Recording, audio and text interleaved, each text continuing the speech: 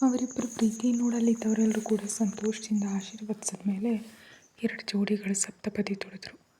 ವರನ ಭುಜದ ಮೇಲಿದ್ದ ಶಲ್ಯ ವಧುವಿನ ಸೀರೆ ಸೆರಗಿನೊಂದಿಗೆ ಮುಡಿಬಿದ್ದು ಬ್ರಹ್ಮ ಮುಡಿಯಾಗಲು ಅಗ್ನಿ ಸಾಕ್ಷಿಯಾಗಿ ಹೆಜ್ಜೆ ಇಟ್ಟರು. ಇಬ್ಬರ ಕಿರುಬೆರಳು ಸ್ಪರ್ಶ ಕೂಡ ಹೊಸದಾಗಿ ವಿಚಿತ್ರವಾದ ಅನುಭೂತಿಯನ್ನು ನೀಡ್ತಿದ್ರೆ, ಅದೇ ಅನುಭೂತಿಯೊಂದಿಗೆ ಅರುಂಧತಿ ನಕ್ಷತ್ರವನ್ನು ದರ್ಶನ ಮಾಡಿ ಹೂವನ್ನು ಹಾಕೊಂಡ ಲಹರಿ ಹಣೆ ಮೇಲೆ ಮಂಗಳಸೂತ್ರಕ್ಕೆ ಕುಂಕುಮ ಇಟ್ಟ ತಾರಕ್, ಅಮ್ಮ ಹುಡುಗನ ಕಾಲಿಗೆ ನಮಸ್ಕಾರ ಮಾಡಮ್ಮ ಅಂತ ಅವರ ಮಾತಿಗೆ ಹಚ್ಚಿ ತಾರಕ್ನ ಬೆಳ್ಳನೆ ಪಾದಗಳಿಗೆ ನಮಸ್ಕರಿಸಿ ಕಣ್ಣಿಗೆ ಹೊತ್ಕೊಂಡು ಅವಳ ತಲೆ ಮೇಲೆ ಅಕ್ಷತೆ ಹಾಕಿ ಅವಳ ಮೇಲಿದ್ದ ಲಹರಿ ಪಾದವನ್ನು ಕೈಗೆ ತೆಗೆದುಕೊಂಡು ಎಷ್ಟೋ ಇಷ್ಟಪಟ್ಕೊಂಡಿದ್ದ ಕಾಲುಂಗರವನ್ನು ಅವಳ ಬೆರಳಿಗೆ ತೊಡಿಸ್ದ. ಅಳಿಯ ಕಾಲು ತೊಳೆದಾಗ ಮಗಳ ಕೈಯನ್ನು ಅವನ ಕೈಯಲ್ಲಿಟ್ಟು ಹಾಲು ಹುಯ್ದು ಕಲ್ಯಾದಾನ ಮಾಡಿದಾಗ ಒಬ್ಬ ಹೆಣ್ಣುಮಗಳ ತಂದೆಯಾಗಿ ತಾನಿಷ್ಟ ಅದೃಷ್ಟವಂತ ಎಂಬುದು ಭಾಸ್ಕರ್ ಅವರಿಗೆ ಅರ್ಥ ಆಯಿತು. ಲೋಕದಲ್ಲಿ ಯಾರಿಗೂ ಸಿಗದ ಪುಣ್ಯಫಲ ಹೆಣ್ಣುಮಗಳನ್ನೆತ್ತು ಬೆಳೆಸಿ ಮದುವೆ ಮಾಡಿ ಒಬ್ಬ ಗಂಡಸಿನ ಕೈಯಲ್ಲಿಟ್ಟು ಕನ್ಯಾದಾನ ಮಾಡಿದ ಆ ಹೆಣ್ಣುಮಗಳ ಎತ್ತು ತಂದೆಗೆ ಮಾತ್ರ ಸಿಗುತ್ತೆ. ತಂದೆ ತಾಯಿ ಕಣ್ಣಲ್ಲಿ ಆನಂದವನ್ನು ನೋಡ್ತಾ ಇಷ್ಟಲ್ಲೇ ಹೆತ್ತ ನಿಮ್ಮ ಋಣ ತೀರು ಹೋಯಿತು ಅಂತ ಬೇಸರ ಮಾಡ್ಕೊಳ್ತಿದ್ದೀರಪ್ಪ ಅಂತ ಕೇಳಿದ್ಲು. ಆಶೀರ್ವಾದಕ್ಕಾಗಿ ತಂದೆ ಕಾಲಿಗೆ ನಮಸ್ಕರಿಸ್ದ. 25 ವರ್ಷ ಮುದ್ದಾಗಿ ಬೆಳೆದು ಮತ್ತೊಂದು ಮನೆ ವಂಶವನ್ನು ಬೆಳೆಸೋದಕ್ಕೆ, ಆ ಮನೆ ಗೌರವವನ್ನು ಅತ್ರಷ್ಟು ಮಾಡೋದಕ್ಕೆ ಹೋಗ್ತಿರೋ ನನ್ನ ಮಗಳನ್ನು ನೋಡಿ ಹೆಮ್ಮೆ ಆಗ್ತಿದೆ ಅಮ್ಮ ಅಂದರು ಭಾಸ್ಕರ್ ಅವರು. ತಂದೆ ಎದೆಗೊರಕೊಂಡು ಲಹರಿ, ಹೆಣ್ಮಗಳಿಗೆ ತಂದೆಯೊಂದಿಗೆ ಇರೋ ಬಂಧ ಎಷ್ಟೊಂದು ಅಪರೂಪ. ಕಸ್ತೂರಿಯವರೆಲ್ಲ ಏರ್ಪಾಡುಗಳನ್ನ ಮಾಡಿದರು ಮನೆಗೆ ಸೊಸೆನ ತುಂಬಿಸ್ಕೊಳ್ಳೋದಕ್ಕೋಸ್ಕರ. ನಿರ್ಮಲಾ ಭಾಸ್ಕರ್ ಅವರು ಮನು ಜೊತೆ ಅವಳ ಕೋರಿಕೆ ಮೇರೆಗೆ ಅವಳ ಮನೆಯಲ್ಲೇ ಗೃಹ ಪ್ರವೇಶ ಮಾಡಿಸಿದ್ರು. ಕಳಶವನ್ನು ತಳ್ಳಿ ಒಳಗಡೆ ಬರುವಾಗ ಅವ್ರನ್ನ ಅಡ್ಡಗಟ್ಟಿ ಹೆಸರುಗಳನ್ನ ಹೇಳಿ ಕಾಣಿಕೆಗಳನ್ನ ಕೊಟ್ಟ ಮೇಲೆ ಒಳಗಡೆ ಬರಬೇಕಂತ ಆಟ ಆಡಿಸ್ತಿದ್ರೆ, ನಾನು ನನ್ನ ಹೆಂಡತಿ ಲಹರಿ ಬಂದಿದ್ದೀವಿ ಅಂತ ಏನೇನೋ ಪುಗುರು ತಗ್ಗಿಸ್ಕೊಳ್ಳದೆ ಹೇಳ್ದ ತಾರಕ್. ಅದಕ್ಕೆ ನೀನು ಅಂದರು. ನಾನು ನನ್ನ ಗಂಡ ಬಂದಿದ್ದೀವಿ ಅಂದ್ಲು. ಹೆಸರು ಹೇಳಿಲ್ಲ. ಗಂಡನ ಹೆಸರು ಹೇಳಬಾರ್ದು ಅಂದ್ಲು ನಾಚಿಕೆ ಪಡ್ತಾ. ಹೌದು, ಹೊರಗಡೆ ಹೇಳಬಾರ್ದು, ಹೆಸರು ಹಿಡಿದು ಮಾತ್ರ ಕರಿಬಹುದು ಅಂತ ವ್ಯಂಗ್ಯವಾಗಿ ತಾರಕ್ನ ನೋಡಿ ಮೂತಿ ತಿರುಗಿಸಿದ್ಲು. ಇನ್ನು ಸಾಕು ಬಿಡ್ರೋ ಆಟ, ಮುಹೂರ್ತ ಮೀರಿ ಹೋಗುತ್ತೆ ಅಂತ ಹೇಳಿದ್ರಿಂದ ಅತ್ತೆ ಮನೆಯಲ್ಲಿ ಕಾಲಿಟ್ಟು ಒಳಗಡೆ ಬಂದಳು ಲಹರಿ. ಅವಳ ಹೆಜ್ಜೆ ಪಕ್ಕದಲ್ಲಿ ಅವನು. ಗೃಹ ಪ್ರವೇಶದ ನಂತರ ದೀಪಾರಾಧನೆ ಮಾಡಿ ಲಹರಿ ಸ್ವಯಂ ಆಗಿ ಮಾಡಿದ ಸಕ್ಕರೆ ಪೊಂಗಲನ್ನು ನೈವೇದ್ಯವಾಗಿಟ್ಟು ಮನೆಯಲ್ಲಿದ್ದ ನೆಂಟರಿಗೆ ಬಂಧುಗಳಿಗೂ ಕೊಟ್ಟರು. ಲಹರಿಯನ್ನು ತಾರಕ್ನನ್ನು ಬೇರೆ ಬೇರೆ ರೂಮ್ಗಳಲ್ಲಿರೋದಕ್ಕೆ ಹೇಳಿ ಊಟ ಆದಮೇಲೆ ಎಲ್ಲರೂ ವಿಶ್ರಾಂತಿ ತೆಗೆದುಕೊಳ್ಳೋದಕ್ಕೆ ಹೋದ ನಂತರ ಆ ಸಾಯಂಕಾಲ ಮುಹೂರ್ತವನ್ನು ಇರಿಸಿದ್ರು. ಆಗಲೇ ಇಬ್ಬರ ಜಾತಕಗಳು ಹತ್ತಿರವೇ ಇದ್ದರಿಂದ ಅರ್ಧ ಗಂಟೆ ಕಾಲ ಪಂಚಾಂಗ ನೋಡಿದವರು ತಾರಕ್ ಮತ್ತು ಲಹರಿ ಜಾತಕದ ಪ್ರಕಾರ ಇನ್ನೊಂದು 3 ತಿಂಗಳವರೆಗೂ ಕಾರ್ಯಕ್ಕೆ ಒಳ್ಳೆ ಮುಹೂರ್ತ ಇಲ್ಲವೆಂದು, ಅಷ್ಟರವರೆಗೂ ಹುಡುಗಿ ಅತ್ತೆ ಮನೆಯಲ್ಲಿ ಇರಬಾರ್ದು ಅಂತ ಹೇಳ್ತಿದ್ರೆ ಶಾಕ್ ಆಗಿರೋ ಆಕೆ. ಅದೇನು ಪಂಡಿತರೆ, ಈ ವಿಷಯವನ್ನು ಇಷ್ಟು ಲೇಟಾಗಿ ಹೇಳ್ತಿದ್ದೀರಿ, ಮದುವೆ ಮುಹೂರ್ತಗಳು ನೋಡಿದಾಗ ಹೇಳಿಲ್ವಲ್ಲ ಅಂದರು ಗೊಂದಲದಿಂದ. ಅಮ್ಮ, ಗ್ರಹಗಳ ಸ್ಥಿತಿ ಯಾವಾಗಲೂ ಒಂದೇ ಥರ ಇರಲ್ಲ, ಅವಾಗವಾಗ ಬದಲಾಗ್ತಿರುತ್ತೆ.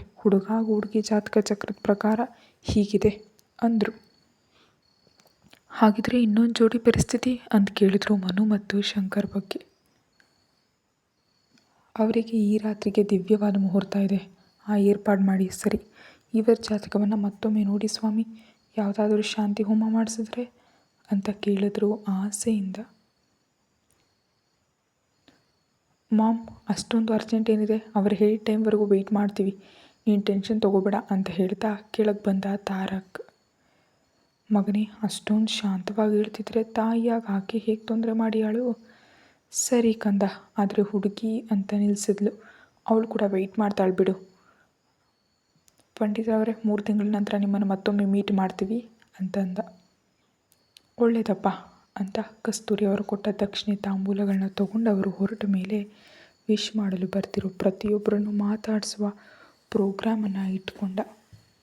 ಸಾಯಂಕಾಲದ ವೇಳೆಗೆ ನಿದ್ದೆ ಮಾಡಿ ಎದ್ದ ಲಹರಿ ರೂಮ್ ನೋಡಿ ತಾನಿಲ್ಲಿದ್ದೀನಿ, ಕುತ್ತಿಗೆಯಲ್ಲಿದ್ದ ತಾಳಿ ನೋಡಿ ತನಗೆ ಮದುವೆ ಆಗಿದೆ ಎಂದು ಇಹಲೋಕಕ್ಕೆ ಬಂದು ಫೇಸ್ ವಾಶ್ ಮಾಡ್ಕೊಂಡು ಬರುವಷ್ಟರಲ್ಲಿ ಕಾಫಿ ಕಪ್ನೊಂದಿಗೆ ಬಂದ ಕಸ್ತೂರಿ ಅವರವಳನ್ನ ನೋಡಿ, ಎದ್ಯಾ, ಇಷ್ಟಳು 2 ಬಾರಿ ಬಂದೆ ಅಮ್ಮ, ನಿದ್ದೆ ಡಿಸ್ಟರ್ಬ್ ಮಾಡೋದು ಇಷ್ಟ ಇಲ್ಲದೆ ಒಟ್ಟು ಹೋದೆ ಅಂತ ಕಾಫಿ ನೀಡ್ತಾ ಕುಡಿದು ಫ್ರೆಶ್ ಆಗಿ, ಈಗೋ ಈ ಸೀರೆ ಉಟ್ಕೋ ಅಂತ ಬೆಡ್ ಮೇಲಿಟ್ಟಿದ್ದ ಸೀರೆಯನ್ನು ತೋರಿಸಿದ್ರು. ಅಮ್ಮನವರೆಲ್ಲ ಇನ್ನೂ ಬರಲಿಲ್ವಾ ಅತ್ತೆ ಅಂದ್ಲು. ಈ ರಾತ್ರಿಗೆ ಮನು ಮತ್ತು ಶಂಕರ್ ಅವರ ಕಾರ್ಯ ಇದೆ ಅಮ್ಮ, ಅಲ್ಲಿ ಏರ್ಪಾಡುಗಳನ್ನ ನೋಡ್ತಿದ್ದಾರೆ ಅಂತ ಹೇಳ್ತಾ ತಮ್ಮ ಕಾರ್ಯದ ಬಗ್ಗೆಯೂ ಹೇಳ್ತಿದ್ರೆ ನಾಚಿಕೆಯಿಂದ ತಲೆ ತಗ್ಸಿದ ಲಹರಿ ತಲೆ ಸವರಿ, ನಿಮ್ಮ ಜಾತಕಗಳನ್ನ ತೋರಿಸಿದ್ವು ತಾಯಿ ಅಂದರು. ಏನತ್ತೆ ಅಂದ್ಲು. ಪಂಡಿತರು ಹೇಳಿದ್ರು ಹೇಳಿ ಅಳು ಮುಖ ಮಾಡಿದ ಲಹರಿಯನ್ನು ನೋಡಿ, ಹೆಣ್ಣಾಗಿ ನಿನ್ನ ಭಾವನೆ ನನಗೆ ಅರ್ಥ ಆಯಿತು ತಾಯಿ. ನಿಮ್ಮ ಪ್ರೀತಿ ಕಣ್ಣಾರೆ ನೋಡಿದ್ದು ನನಗೆ.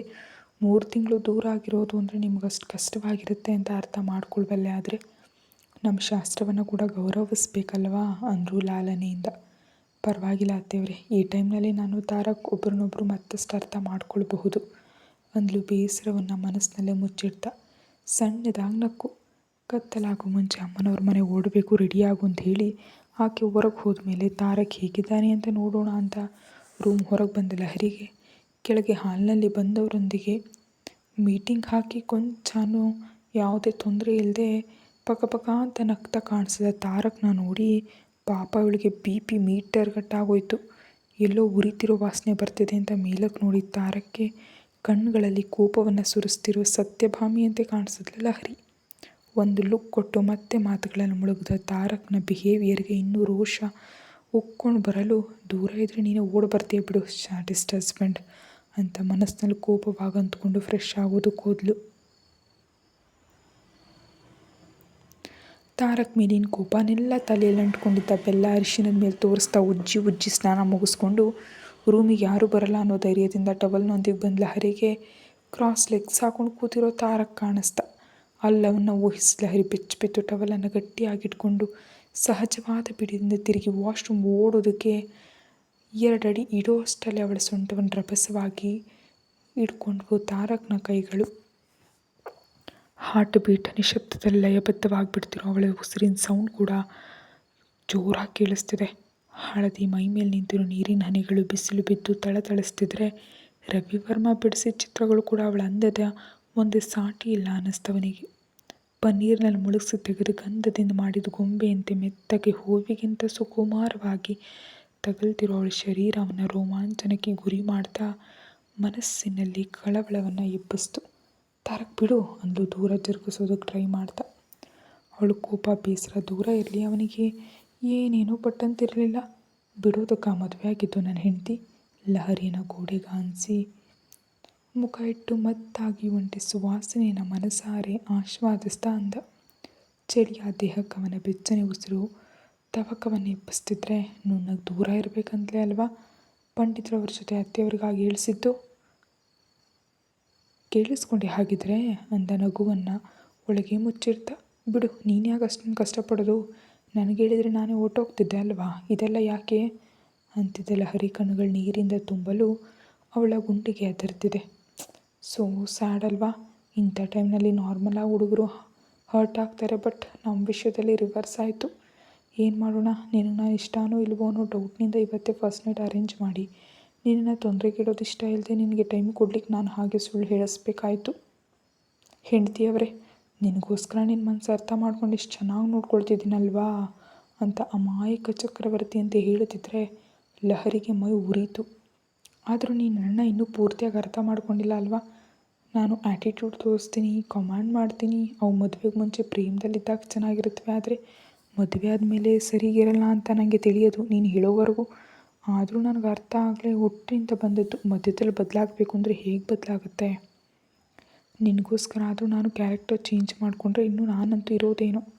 ನೀನು ಹಾಗೆ ನೀನು ಹೇಳಿದಂತೆ ಇರಬೇಕು ಅಂದರೆ ನನ್ನ ಕ್ಯಾರೆಕ್ಟರ್ ಕೊಲ್ಲೋದು ಅಲ್ಲ, ನಾನೇ ಸತ್ತು ಹೋಗೋದು. ತಾರಕ್ನ ಬಾಯಿನ ಕೈಯಿಂದ ಮುಚ್ಚಿ ಯಾಕೀಗ ಮಾತಾಡ್ತಿದ್ಯಾ ಅಂದ್ಲು ಕಣ್ಣೀರಿನಿಂದ. ನೀನು ಕೋರಿದ್ದು ಇದನ್ನೇ ತಾನೇ, ಹಚ್ಚು ನಾಯಿ ಮರಿಯಂತೆ ನಿನ್ನ ಸೆರಗು ಹಿಡಿದು ನೀನು ಹಿಂದೆ ತಿರುಗಬೇಕು ಅಂತ. ಹಾಗೆ ತಿರುಗಿದ್ರೆ ನನ್ನ ಗಂಡಸು ಅನ್ನಲ್ಲ ಹಿಂಗಸು ಅಂತಾರೆ. ತಾರಕ್ ಪ್ಲೀಸ್ ಇನ್ನು ನಿಲ್ಲಿಸು, ನನಗೆ ಬುದ್ಧಿ ಬಂತು. ನಿನ್ನನ್ನು ನಿನ್ನ ಆಲೋಚನೆಗಳನ್ನ ಪ್ರವರ್ತನೆಯನ್ನು ಬದಲಾಗೋದಕ್ಕೆ ಹೇಳಿದ್ದು ನನ್ನದೇ ತಪ್ಪು. ನೋ ನೋ ನೋ ನೋ ನೀನು ಕರೆಕ್ಟಾಗಿದೆಯಪ್ಪ, ಅದು ಬಿಟ್ಟು ಓವರ್ ಥಿಂಕಿಂಗ್ ಮಾಡ್ತಿದ್ಯಾ ಅಂತ ಅವಳ ಕಣ್ಣುಗಳು ಒರೆಸಿ ಕಣ್ಣರೆಪ್ಪೆಗಳ ಮೇಲೆ ಮುತ್ತಿಟ್ಟು, ನೀನು ಈ ರೀತಿ ಮಾಡಿದ್ರೆ ಚೆನ್ನಾಗಿರ್ತೀಯೇ, ಹಾಗೆ ಪಡಬೇಕಂದ್ರೆ ನಿನ್ನನ್ನು ಈ ರೀತಿ ಮಾಡಬೇಕು, ಅದು ನನಗಿಷ್ಟ. ನೀನು ಈ ರೀತಿ ಅತ್ತಾಗಲೇ ತುಂಬ ಇಷ್ಟ ಆಗ್ತೀಯ. ಮುಖ್ಯವಾಗಿ ನಿನ್ನ ಮೀನುಗಣ್ಣುಗಳ ಕೆಂಪನೆ ಸಮುದ್ರದಲ್ಲಿ ಕಪ್ಪನೆ ಮೀನು ಮರಿ ಅಂತಿರುತ್ತೆ, ನಿನ್ನ ಮೂಗು ಕೆಂಪನೆ ಕ್ಯಾಂಡಿ ಅಂತಿರುತ್ತೆ, ಇನ್ನು ನಿನ್ನ ತುಟಿಗಳು ಬಿಸಿಲಿಗೆ ಮರಿಯೋ ಸ್ಟ್ರಾಬೆರಿ ಅಂತ ಉರಿಸ್ತಿದ್ರೆ ಹತ್ರ ಸರಿ ನಿನ್ನನ್ನು ಕಚ್ಚಬೇಕನ್ಸುತ್ತೆ. ಇವೆಲ್ಲವನ್ನು ಮುದ್ದು ಮಾಡಿ ದಕ್ಕಿಸ್ಕೊಳ್ಬೇಕು ಅಂತ ಅನಿಸುತ್ತೆ. ಈ ಅಂದವಾದ ಚಿಕ್ಕ ಜೀವನದಲ್ಲಿ ಆರ್ಗ್ಯುಮೆಂಟ್ ಹೋಗಿ ಎಷ್ಟು ಪ್ರೀಷಿಯಸ್ ಆದ ಗೋಲ್ಡನ್ ಟೈಮಲ್ಲಿ ವೇಸ್ಟ್ ಮಾಡ್ಕೊಳ್ಳೋದು ನನಗೆ ಇಷ್ಟ ಇಲ್ಲ. ಟು ಬಿ ಫ್ರ್ಯಾಂಕ್, ನೀನು ಇರಬೇಕಂದ್ರೆ ನನಗಿಷ್ಟ. ನಿನ್ನಲ್ಲಿರೋ ಅಮಾಯಕತೆ, ಅಂದ, ಹುಚ್ಚುತನ ಎಲ್ಲ ಇಷ್ಟ. ಕೋಪ ಆಗಿದ್ರೂ ಸರಿ, ನಾನು ಕಿಸ್ ಮಾಡಿದ್ರೆ ಅರಿಸ್ತೀಯ ವಿನಃ ದೂರ ಹೋಗಲ್ಲ. ಇಂಥವಳನ್ನ ಯಾರು ದೂರ ಮಾಡ್ಕೊಳ್ತಾರೆ? ಬುದ್ಧಿ ಇಲ್ದವನು. ಇನ್ನೊಂದು ವಿಷಯ ಹೇಳ ಅಂತ ಅಷ್ಟರಲ್ಲೇ ಸಂತೋಷದಿಂದ ನೋಡ್ತಿದ್ಲ ಹರಿ. 2 ಕೈಗಳಲ್ಲಿ ಎತ್ಕೊಂಡು ಬಿಡ್ ಮೇಲೆ ಇಳಿಸಿ, ನನ್ನಂಥ ಆ್ಯಟಿಟ್ಯೂಡ್ ಹುಡುಗರಿಗೆ ನಿನ್ನಂಥ ಇನ್ನೋಸೆಂಟ್ ಕ್ಯೂಟ್ ಹುಡುಗಿಯರು ಪರ್ಫೆಕ್ಟ್ ಮ್ಯಾಚ್ ಗೊತ್ತಾ? ಸಾಫ್ಟಾಗಿ ಸ್ವಾತಿ ಮುತ್ತರ ಇರೋ ಹುಡುಗರಿಗೆ ಚೆನ್ನಾಗಿರ್ತಾರೆ. ಇಬ್ಬರಿಗೂ ಆ್ಯಟಿಟ್ಯೂಡ್ ಇದ್ದರೆ ಆ ಲೈಫ್ 2 ದಿನವೂ ನಿಲ್ಲಲ್ಲ. ಒಬ್ರಂದ್ರೆ ಒಬ್ರಿಗೆ ಇಷ್ಟ ಇದ್ದರೂ ಸರಿದು ಹೋಗೋ ಮನಸ್ಥಿತಿ ಇಲ್ದಿದ್ರೆ ಆ ಬಾಂಡಿಂಗ್ ಹೆಚ್ಚು ಕಾಲ ಇರಲ್ಲ. ನೀನು ಅರ್ಜಿ ಗಲಾಟೆ ಮಾಡಿದ್ರೂ ನನ್ನ ಬಿಟ್ಟು ಹೋಗಲ್ಲ. ಅವಳ ಮನಸ್ಸನ್ನು ಓದಿದ ಪುಸ್ತಕದಂತ ಹೇಳ್ದ. ಮತ್ತೀಗ ಹೋಗ್ಬೇಕಲ್ವಾ? ಮುಖ ಸುಕ್ಕುಗಟ್ಟಿಸ್ಕೊಂಡ್ಳು. ತಡಿ, ರಬ್ ಮಾಡ್ತಾ ಹೋಗಬೇಕು ಮತ್ತೇನಂತೆ ಅಂದ. ಈಗ ಹೀಗೆ ಮಾತಾಡಿದ್ರೆ ನಾನು ಉರಿಯೋದು. ಇಷ್ಟೆಲ್ಲ ಹೇಳಿ ಓಡೋದು ಕೇಳ್ತೀಯಲ್ಲ. ಹೋದರೆ ನನ್ನದು ಪ್ರೇಮವೋ ಮೋಹವೋ ನಿಂಗೆ ತಿಳಿಯುತ್ತಲ್ವ. ಹಾಗಲ್ಲದೆ ಇಲ್ಲೇ ಇಟ್ಕೊಂಡು ನೈಟಿಗೆ ಅದಾದಮೇಲೆ ತಡೆಯೋದಕ್ಕಾಗಲ್ಲ. ಎಲ್ಲ ಹೇಳಿದೆಯಾ ನನಗೆ ದೂರ ಆಗಿ 4 ದಿನ ಇರಲ್ಲ ಅಂತೀಯ. ಸೊ ಈ 3 ತಿಂಗಳು ನಾವು ಫಿಸಿಕಲಾಗಿ ದೂರ ಇರ್ತೀವಿ ವಿನಃ ಡೈಲಿ ನೀನು ಆಫೀಸಿಗೆ ಬರ್ತೀಯ ನನ್ನ ಜೊತೆ ವರ್ಕ್ ಮಾಡೋದಕ್ಕೆ. ನಾನು ಒಪ್ಪಲ್ಲ. ನನಗೆ ದೂರವಾಗಿರಲಾರೆ ಅಂತ ಒಪ್ಕೊಳ್ಬಹುದಲ್ವಾ? ತಾರಕ್ನ ಹಿಂದಕ್ಕೆ ತಳ್ಳಿ, ಮಾತುಗಳಿಂದ ಮಾಯ ಮಾಡೋ ವಿದ್ಯೆಗಳು ಚೆನ್ನಾಗಿ ಬರುತ್ತೆ ನಿನಗೆ. ಫೈನ್, ದೂರ ಅಂದರೆ ದೂರವೇ. ಈ 3 ಮಂತ್ಸ್ ಕಿಸ್ ಕೂಡ ಇರಬಾರ್ದು. ಹಾಗೆ ಇರ್ತೀಯಾ ಮತ್ತೆ ಅಂದ್ಲು. ಕೈಗಳನ್ನ ಕಟ್ಕೊಂಡು ನೇರವಾಗಿ ನೋಡ್ದ. ನೀನು ಇರ್ತೀಯಾ? ಸ್ವಲ್ಪನೂ ತೆಗೆದೇ ಕೇಳ್ದ. ಇರ್ತೀನಿ. ಚಾಲೆಂಜ್ ಮೂವಿಯಲ್ಲಿ ಶುರು ಮಾಡಿದಷ್ಟು ಚಾಲೆಂಜ್. ನಕ್ಕನು ಅವಳ ಡೈಲಾಗ್ಗೆ. ಅಬ್ಬಾ ಏನು ನಗು. ಕಷ್ಟಪಟ್ಟು ಬೈದ್ಕೊಳ್ತಾ, ಇನ್ನು ಹೋಗು, ನಾನು ಸ್ಯಾರಿ ಉಟ್ಕೋಬೇಕು ಅಂದ್ಲು. ಉಟ್ಕೋ, ಬೇಡ ಅಂತ ನಾನೇನು ಅನ್ಲಿಲ್ವೇ? ಎಸ್ ಮಿಸ್ಸಸ್ ತಾರಕ್ನ ನೋಟಕ್ಕೆ ಅವಳ ಕೆನ್ನೆಗಳು ಕೆಂಪಾಗಿ ಅರಳಿಸ್ತಿದ್ರೆ ಕುತ್ತಿಗೆಯಲ್ಲಿರೋ ದಾರ, ಕೈಗಳಲ್ಲಿರೋ ಗೋರಂಟಿ, ಬಳೆ, ಪಾದಗಳಿಗಿರುವ ಸಣ್ಣನೆಯ ಪಟ್ಟಿ, ಬೆರಳುಗಳಿರುವಂತಹ ಕಾಲುಂಗುರ, ಹೂವಿನ ತೋಟಗಳೊಂದಿಗೆ ಹುಡುಗಿಯರನ್ನ ಯಾಕೆ ಹೋಲಿಸ್ತಾರೋ ಅವಳನ್ನ ನೋಡ್ತಿದ್ದವನಿಗೆ ಒಂದಷ್ಟು ಮಟ್ಟಿಗೆ ಅರ್ಥ ಆಗೋಯಿತು. ನಮ್ಮ ಫಸ್ಟ್ ನೈಟ್ ಗಿರೆ ಗೆಟಪ್ನಲ್ಲಿ ಬರಬೇಕು, ಏನೂ ಚೇಂಜ್ ಇರಬಾರ್ದು. ಸೀರಿಯಸ್ ಆಗಿ ಹೇಳಬೇಕಂದ್ರೆ ನೇರವಾಗಿ ಆರ್ಡರ್ ಕೊಟ್ಟು ಅಪ್ಪಟವಾಗಿ ಅವಳನ್ನ ಏನು ಮಾಡಬೇಕು ಅನಿಸಿದ್ರು ಕೋರಿಕೆಯನ್ನು ಅಂಟಿಸ್ಕೊಂಡು ಹೊರಗೆ ಬಂದ ತಾರಕ್ ಫ್ರಿಜ್ನಿಂದ ಚಳಿಯಾದ ವಾಟರ್ ತೊಗೊಂಡು ಫುಲ್ ಬಾಟಲ್ ಕುಡಿದ್ಬಿಟ್ಟ. ಈ ಗೆಟಪ್ನ ಅಂತ ತನ್ನಂತಾನು ಕೆಳಗಿಂದವರೆಗೂ ನೋಡ್ಕೊಂಡ್ಲ ಹರಿ. ಶಾಕ್ ಆಗಿ ಬೆದರು ಬೊಂಬೆ ಅಂತ ಬಾಯಿ ತಿರ್ಕೊಂಡ್ಲು. Blue colour weightless but ಸೀರೆಯಲ್ಲಿ loose ಆಗಿ ಎಳ್ಕೊಂಡು ಮಲ್ಲಿಗೆ ಕನಕಾಂಬರ ಸೇರಿಸಿ ಮಾಲೆ ಹಂಚುಚ್ಚಿ ಹಣೆ ಮೇಲೆ ಹೊಸದಾಗಿ ಸೇರಿದ ಕುಂಕುಮನ ಅಡ್ಜಸ್ಟ್ ಮಾಡ್ಕೊಂಡು ಕಣ್ಣುಗಳಿಗೆ ಕಾಡಿಗೆ ಹೆಚ್ಚಿ ಮತ್ತೊಮ್ಮೆ ತನ್ನನ್ನು ತಾನು ನೋಡಿಕೊಂಡ್ಳು. ಮುಂಚೆಗಿಂತ ಮುಖ ಹೊಸ ಕಳೆಯನ್ನು ಪಡ್ಕೊಂಡಿತ್ತು. ತನಗೆ ತಾನೇ ಹೊಸದಾಗಿ ಕಾಣಿಸ್ತಿದ್ರೆ ಇಷ್ಟು ಚೆನ್ನಾಗಿ ಸೀರಿಯಲ್ ರೆಡಿಯಾದರೆ ಇಷ್ಟ ಆಗಲಿಲ್ವಾ ರಾವಣನಿಗೆ? ಡಬಲ್ನಲ್ಲಿ ಬರೋದು ಕೇಳ್ತಾನ ಅಂತ ಡೋರ್ ತಡ್ತಲ್ಲ ಹರಿಯನ್ನು ಕರೆದ್ರು. ಕಸ್ತೂರಿಯವರು ಅಷ್ಟರಲ್ಲೇ ಹೋಗಿ ಡೋರ್ ತೆಗೆದ್ಲು. ಸೀರಿಯಲ್ಲಿ ಚೆನ್ನಾಗಿರೋ ಲಹರಿಯನ್ನು ನೋಡಿ ಕಾಡಿಗೆ ತೆಗೆದು ಕಿವಿಯಿಂದ ಇಟ್ಟು ತನ್ನನ್ನು ಕೆಳಗೆ ಕರ್ಕೊಂಡು ಹೋಗಿ ಫ್ರೆಶ್ ಆಗಿ ಬಂದು ತಾರಕ್ ಜೊತೆ ಜಂಟಿಯಾಗಿ ಅವರ ಕೈಯಿಂದ ಮತ್ತೊಮ್ಮೆ ದೀಪವನ್ನು ಹಚ್ಚಿಸಿದ್ರು. ಲಹರಿ ತಾರಕ್ ಸ್ವೀಟ್ ನೀಡು, ನಾನು ನೋಡ್ಕೊಳ್ತೀನಿ ಅಂತ ಆಕೆ ಹೋದರೆ ರೆಪ್ಪೆ ಬಡಿದತ್ತನ್ನೇ ನೋಡ್ತಿರೋ ತಾರಕ್ನ ನೋಟದಲ್ಲಿರೋ ಭಾವ ಅರ್ಥ ಆಗದಿದ್ರು ನೇರವಾಗಿ ತಾಕ್ತಿರೋ ನೋಟಕ್ಕೆ ಅವಳ ಕೈಗಳು ನಡುಗ್ತಿದ್ವು. ಅವನ ಮನಸ್ಸಿನಲ್ಲಿ ಏನಿದೆಯೋ ಓದೋಕ್ಕೆ ಟ್ರೈ ಮಾಡಿ ವಿಫಲವಾಗಿ ಬೌಲ್ ಕೈ ಕೊಟ್ಲು. ತಾಕ್ದಂತಾಕೆ ಸ್ಪರ್ಶಕ್ಕೆ ತನಗೂ ಪುಳಕಿಸಲು ಎಲ್ಲರೂ ಅಲ್ಲೇ ಇದ್ದಾರೆ ಅಂತ ಗ್ರಹಿಸಿ ದೂರ ಸರಿದು ಎಲ್ಲೆಂದರಲ್ಲಿ ಈ ರೀತಿ ಪಿನ್ಗಳಿಟ್ಟು ಹಾಕಿದವಳ ಸೀರೆ ಕಟ್ಟ ನೋಡ್ತಾ ಸ್ಪೂನ್ ಬಾಯಲ್ಲಿಟ್ಕೊಂಡ. ಇದೆಲ್ಲ ಸುಳ್ಳಲ್ವಾ? ನಾನು ಇಲ್ಲೇ ಇರ್ತೀನಿ ಅಂದ್ಲು. ಅದನ್ನು ಲೆಕ್ಕಿಸ್ಕೊಳ್ಳದೆ ಬಾದಾಮಿ ತಿಂತ ಟೈಮ್ ನೋಡಿಕೊಂಡ. ತಾರಕ್, ನಿನ್ನೇ ನಾನು ಹೋಗಲ್ಲ, ಅತ್ತೆಯವ್ರಿಗೆ ಹೇಳು, ನಾವು ದೂರ ಇದ್ದರೂ ಒಂದೇ ಮನೇಲಿ ಇರೋಣ ಪ್ಲೀಸ್ ಅಂತ ಪ್ರೀತಿಯಿಂದ ಬೇಡ್ಕೊಳ್ತಿದ್ರೆ ಆ ಕ್ಷಣವೇ ಹತ್ರ ಕೇಳಿಕೊಂಡು ತುಟಿಗಳನ್ನ ಕಚ್ಚಬೇಕನ್ಸಿದ್ರು ತಿಂದಂಥ ಬೌಲಲ್ಲೇ ಇಟ್ಟು ಭಾಸ್ಕರ್ ಅವ್ರು ಬರೋದ್ರಿಂದ ಒಟ್ಟು ಹೋದ. ತಾರಕ್ ಕೋಪ ಬೇಸರ ಬರ್ತಿದ್ರೆ ಅವನು ಮಿಕ್ಸಿ ಸ್ವೀಟ್ ಇಷ್ಟಪಟ್ಟು ಪೂರ್ತಿ ಮಾಡಿದ್ಲು. ಅವಳನ್ನ ಗಮನಿಸಿ ಸಣ್ಣದಾಗಿ ನಕ್ಕೊಳ್ತಾ ಮನೆಗೆ ಹೋಗೋದಕ್ಕೆ ಏರ್ಪಾಡುಗಳು ನೋಡ್ತಿದ್ರೆ ಆಕ್ರೋಶ ತುಂಬಿಕೊಂಡು ಲಹರಿ ಕಣ್ಣುಗಳಲ್ಲಿ ನೀರು ಬಂತು. ನನ್ನನ್ನು ಸಾಧಿಸೋದೇ ಕೆಲಸ ಆಗಿಟ್ಕೊಂಡು ಮಾಡ್ತಿದ್ದಾನೆ ಅಂತ ಎಲ್ರಿಗೂ ಹೇಳಿ ತಾರಕ್ ಕಡೆ ನೋಡಿದೆ. ಕಾರ್ನಲ್ಲಿ ಕೂತ್ಲು. ವಾಸುದೇವ್ ಕಸ್ತೂರಿ ಅವ್ರಿಗೆ ಹೋಗಿ ಬರ್ತೀವಿ ಅಂತ ಹೇಳಿ ಹೋದರು. ಹೋಗ್ತಾ ಹಿಂದಕ್ಕೆ ತಿರುಗಿ ನೋಡಿದ ಲಹರಿಗೆ ತಾರಕ್ ಕಾಣಿಸ್ತಿಲ್ಲ. ಗಟ್ಟಿಯಾಗಿ ಕಣ್ಣು ಮುಚ್ಕೊಂಡು ಸೀಟಿಗೆ ತಲೆ ಇಟ್ಕೊಂಡ್ಳು. ಪ್ರೇಮದಲ್ಲಿ ಸರಸ ಎಷ್ಟು ಮಧುರವಾಗಿರುತ್ತೋ ವಿರಹ ಅಷ್ಟೇ ನರಕವಾಗಿರುತ್ತೆ ಅಂತ ಅನುಭವಕ್ಕೆ ಬರ್ತಿದ್ರೆ ನನಗೆ ಸಿಗ್ತೀಯಲ್ವ ಆವಾಗ ಹೇಳ್ತೀನಿ ನಿನ್ನ ಕೆಲಸ ಅಂದ್ಕೊಂಡ್ಳು. 3 ದಿನಗಳ ನಂತರ ಅತಿಥಿಗಳ ಗಡಿಬಿಡಿ ತಗ್ಗಿ ಇಡೀ ಮನೆ ನಾರ್ಮಲ್ ಆಯಿತು. ಮನು ಶಂಕರ್ ತಮ್ಮ ಫ್ಯಾಮಿಲಿ ಲೈಫ್ನಲ್ಲಿ ಹೊಸ ಅನುಭೂತಿಗಳನ್ನ ಒಟ್ಟಿಗೆ ಹಂಚ್ಕೊಳ್ತಿದ್ದಾರೆ. ಕಸ್ತೂರಿಯವರೆಲ್ಲ ತಾನೆಯಾಗಿ ಮನುಳನ್ನು ನೋಡ್ಕೊಳ್ತಿದ್ದಾರೆ. ಶಂಕರ್ ಆಫೀಸಿಗೆ ಬರ್ತೀನಿ ಅಂದರೆ ಬೇಡ ಅಂತವರಿಗೆ ಹನಿಮೂನ್ ಟಿಕೆಟ್ಸ್ ನೀಡಿ ಬಾಲಿಗೆ ಕಳಿಸ್ಬಿಟ್ಟ ತಾರಕ್. ಲಹರಿಯನ್ನು ನೋಡಲಾದರೂ ಹೋಗಿದೆಯಾ ತಾರಕ್? ಆ ಸಾಯಂಕಾಲ ಗಾರ್ಡನ್ನಲ್ಲಿ ಕೂತಿದ್ದ ಮಗನಿಗೆ ಕಾಫಿ ನೀಡ್ತಾ ಕೇಳಿದ್ರು ಕಸ್ತೂರಿ. ನಾವು ಹತ್ತಿರವಾಗಿರಬಾರ್ದು ಅಲ್ವ ಮಮ್ಮಿ? ಏನೂ ಅರಿಯದಂತೆ ಅಮಾಯಕವಾಗಿ ಹೇಳ್ತಿರೋ ಮಗನನ್ನು ಕೋಪವಾಗಿ ನೋಡ್ತಾ ಅವ್ರಿಗೆ ಎಷ್ಟು ಸಂಭಾವನೆ ಆಸೆ ತೋರಿಸಿ ಇಷ್ಟೊಂದು ನಾಟಕ ಆಡಿಸಿದ್ಯಾ ಪುತ್ರರತ್ನ ಅಂದರು ಆಕೆ. ಲಹರಿ ಹೇಳಿದ್ಲಾ ಆರಾಮವಾಗಿ ಅಂತಿದ್ರೆ? ಅಲ್ಲ, ನನ್ನ ಸೊಸೆ ಹೇಳಿದ್ಲು. ತನ್ನಲ್ಲಿ ಅಳ್ತಿದ್ರೇನು ನೀನೇನೋ ನಿಜಕ್ಕೂ ಏನು ಲೆಕ್ಕಿಸ್ದೆ ಆಫೀಸ್ ಕೆಲಸಗಳನ್ನ ನೋಡ್ಕೊಳ್ತಿದ್ಯಾ? ಯಾಕೋಣ ಅಷ್ಟೊಂದು ಕಾಡ್ತಿದ್ಯಾ? ಇದಕ್ಕೆ ನಾವು ಮದುವೆ ಮಾಡ್ಕೊಂಡಿದ್ದು ಅಂತ ಕಸ್ತೂರಿ ಮಗನಿಗೆ ತಲೆಹಟೆ ಪ್ರೋಗ್ರಾಮ್ ಇಟ್ಕೊಳ್ತಿದ್ರೆ ಒಂದೇ ಒಂದು ಮಾತು ಮಾತಾಡಲಿಲ್ಲ ಅಂತ ಬೈತಿದ್ರು. ಆದರೆ ಅವನೇನು ಮಾತಾಡಲಿಲ್ಲ.